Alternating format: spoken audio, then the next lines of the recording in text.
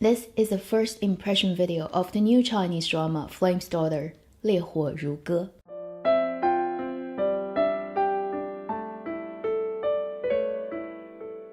Hi, you're watching Avenue X, where a junkie on good storytelling shares her thoughts, knowledge, and occasional weird ideas on stories and how they're told. The Flame's Daughter 烈火如歌 is a 52 episodes long drama, and it began airing exclusively on web since March the 1st, 2018. This drama is led by Dili Reba and Vic Zhou Yuming, and the drama is being updated from Monday through to Thursday every week. It is also currently on Viki.com, so if you're interested, you can always go on that website and check out the English subtitled version. It is also on YouTube, but currently it doesn't have subtitles.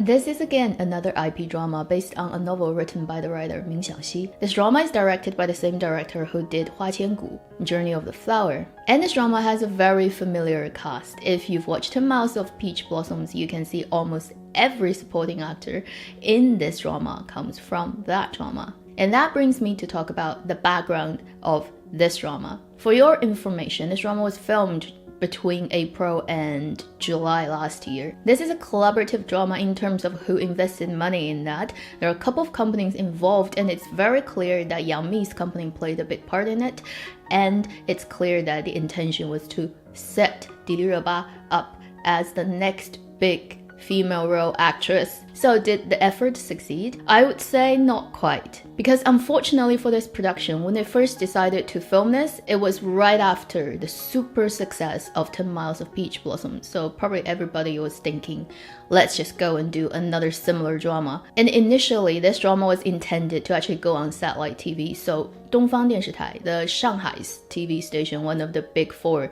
in China, actually had it on schedule. But to everyone's surprise, and this is how things work in China, this year, the new restraining order for period drama comes out, which I've talked about in my previous video. So every station can only air about 100 episodes of period drama per year. So that just killed this drama for all satellite TV stations. It's 52, right? It eats up half the quota, so nobody wants to take it on, including Dongfang TV. So now it becomes an exclusive web drama. And although it doesn't make a difference to younger audiences, it makes a big difference in terms of how wide the reach that this drama can get if it cannot go on satellite TV. So another case of changes are always faster than your plans. Now, let's talk about my first impression based on the first 5 episodes that are now available. For the hardware side of things of a TV production, I would say this one is just of a very average quality. If you compare it to 10 Miles of Peach Blossoms, just because it has very similar cast and similar kind of story and came out roughly around the same time of the year, just last year and this year, I would say the production quality is just quite a bit lower than 10 Miles of Peach Blossoms. If you look at its lighting, it's another very typical flat, very white, taking out all the shadows on the actors' faces lighting, which is worse than what you see in 10 Miles of Peach Blossoms. And then there's the overdone polishing of the actor's skin, basically taking out all details, all pores, that make them look way too pretty and seem to be under a constant filter.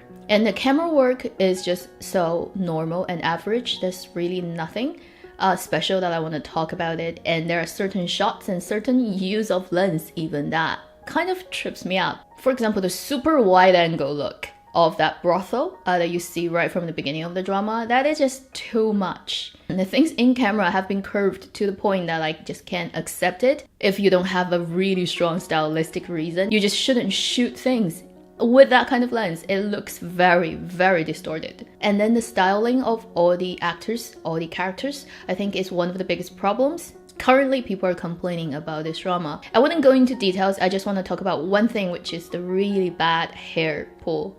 Since Lost Loving Times last year, 醉玲珑 by Liu Shishi, it seems like people just really like the real tight hair pull look. You look at the main character, played by Vic Zhou Yingxue, and also Dili Reba. The hair is brushed to the smoothness to the point of looking fake, and then it's been pulled so tight, it looks like their scalp is gonna come off.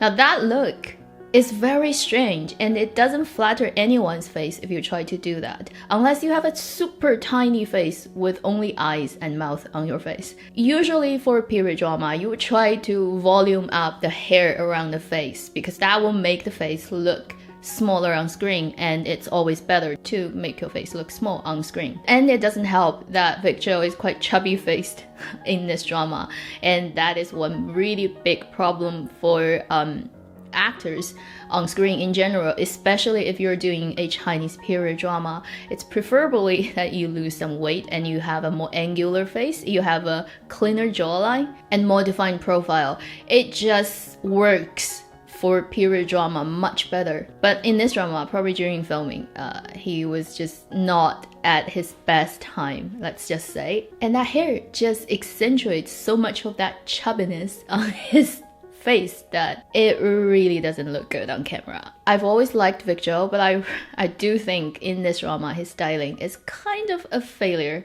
And then we have to talk about the look, the production design, and the CGI that plays into the production design, which is quite disastrous in my opinion. If you compare that to 10 Miles of Peach Blossoms, 10 Miles of Peach Blossoms sets have details, like the wood looks like wood, stone looks like stone, and it has texture and have that kind of reality even though it's a fantasy-ish drama. In this one, the things that show up on camera look so rough. Looks like people just rushed to make them, to paint them, put them there. There's no detail. Like it's supposed to be, sometimes it's supposed to be a wood piece, but it looks like plastic. And the color is so bland and flat and there's no texture. And with the super smoothing everything out filter put on the drama, it looks extremely fake. And the CGI is not well done at all. Right from the first shot, when the eagle flies over the snowy mountain, I was like, wow. Did they find some amateur to do this? Because the scale is even wrong. Like when the person is standing on a cliff and then you have that eagle flying over, that eagle is way too big and the whole faked CGI world just crashes. Not to mention the unrealistic part of, you know, two people walking on a snowy mountain without anything. Like they just dress in their clothes, they have no luggage, they have no nothing, and somehow they can do that realistically.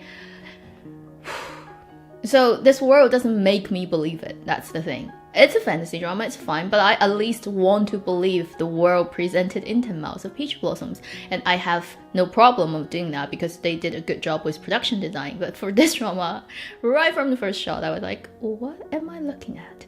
And finally, let's quickly talk about the acting or the main chemistry between the main actors. This is clearly a 3-man chasing 1 woman story. So I guess that qualifies it as a big female role drama. So Diliraba, clearly they tried to make her the next big actress. Given that I've only watched 5 episodes, so the really meaty, juicy part hasn't happened yet. It is a little bit unfair to judge whether the acting has worked on camera. So this is purely based on the first 5 episodes. I would have to say the first 5 episodes made me just not care. The 3 relationships between the female lead and the 3 different male actors, I didn't care about any of them. I didn't feel any chemistry, and I wasn't really interested in finding out what will happen later. I still do have a little bit hope for Vic Zhou and Diliraba's character, the 2 main roles in this drama. Further down the line, whether their acting or their relationship is going to pull me in to the drama more so that I could ignore all the rather disappointing aspects in the hardware side of things. Right now, I just have the feeling that my opinion about this drama is not going to improve drastically, even with another, say, 5 or 10 episodes. So that's the end of my first impression video of Flame's Daughter. If you're interested to check out this drama, like I said, it's on YouTube, it's on Viki, and I'm really interested in hearing your opinions, especially if you've been following this channel since day 1, which is last year. Around this time, 10 Miles Peach Blossoms. And I've talked about Flame's Daughter as one of the dramas I look forward this year on my channel a couple of times. Now it's out, and you know, it is what it is. What do you think? Do you agree with me? Do you think I'm being too critical on that drama. Maybe I am. Maybe I'm just still not out of Nirvana in Fire and I'm looking at everything based on the quality of that drama. And obviously, you can't expect every period drama that comes out of China to have that quality. But I do think I'm being quite fair. Like, I'm comparing this to 10 Miles of Peach Blossom's quality, and I do see a big gap between them. Thank you for watching FNUX. I'll see you in my next video. Meanwhile, live long and happy drama watching.